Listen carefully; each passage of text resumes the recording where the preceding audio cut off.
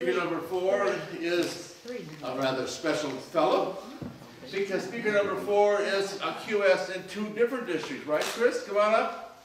Aren't you QS in District 100 and a QS in, by the way, if there's anyone from District 100, I guess they have unofficially made distinguished, so congratulations. There's 10 members or something, but I guess they're coming in. So. Okay, speaker number 4. Chris Collins, also a member of my debate club, so I get to argue with him all the time. Yep. Introvert versus extrovert, introvert versus extrovert, Chris Collins.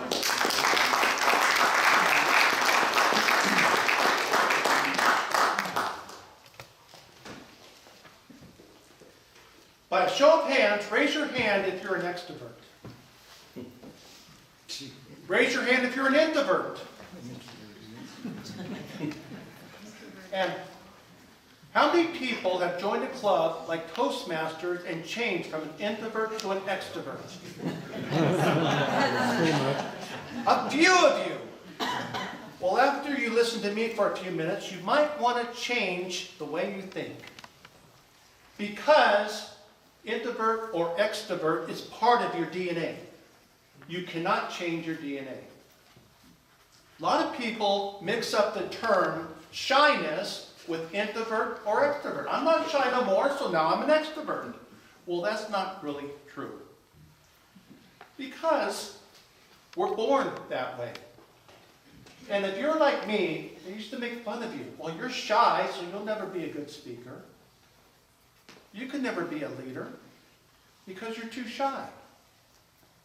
Well, with time, you can change.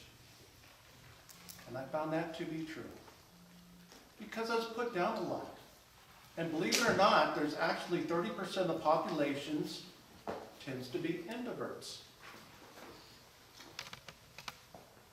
And I started doing some research.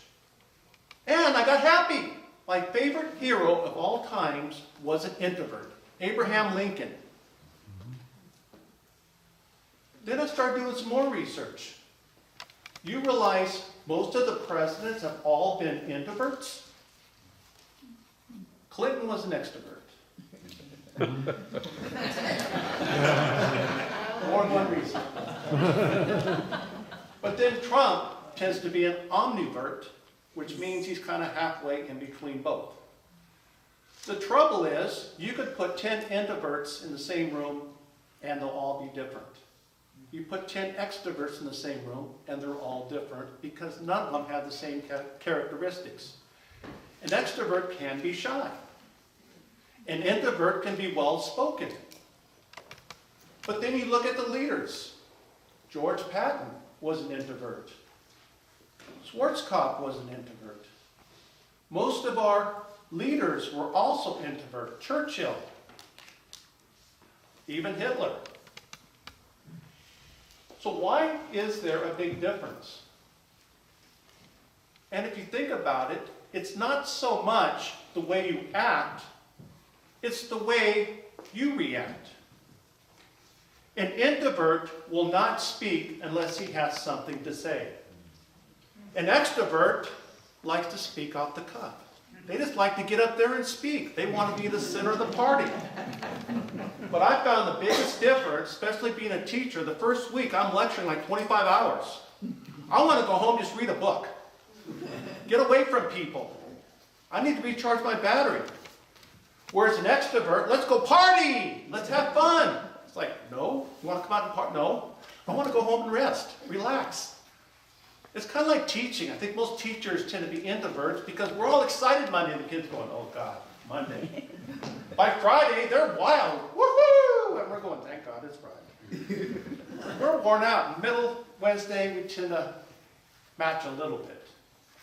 But the big thing between introverts and extroverts is you put an extrovert in a room alone, he starts losing energy. Whereas an introvert feels more lively. And you think about it, when you're dead tired and you've given everything, what do you do to recharge your battery? Do you want to be around people? Or do you want to be alone? Extroverts want to reflect with people. Introverts want to reflect on their own.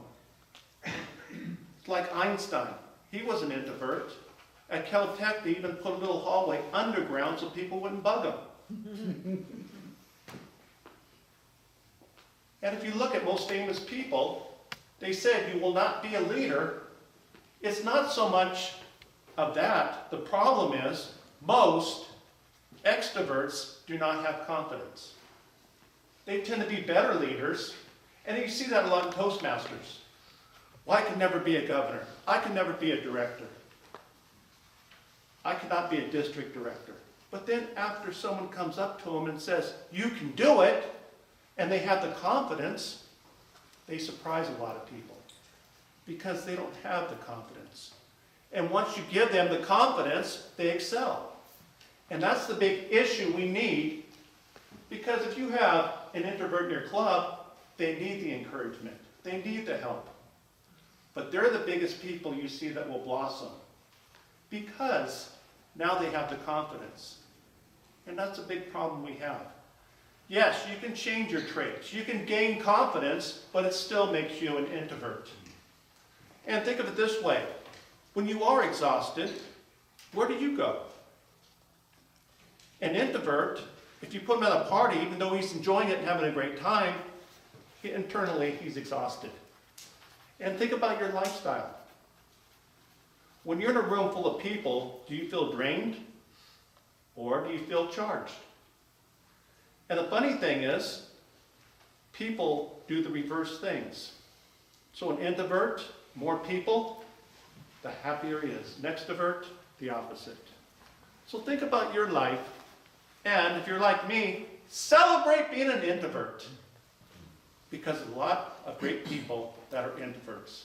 Mr. Toastmaster.